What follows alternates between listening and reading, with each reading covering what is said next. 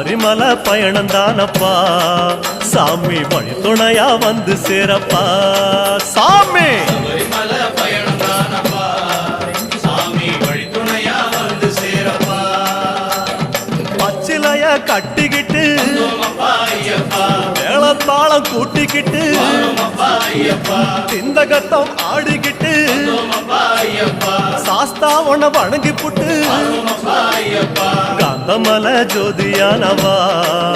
எங்க காவலாக வந்து சேரப்பா ஐயப்பா காந்தமலை ஜோதியானவா எங்க காவலாக வந்து சேரப்பா சன்னதியில் கட்டுங்கட்டி ஐயப்பா சபரிமலை காடு தேடி ஐயப்பா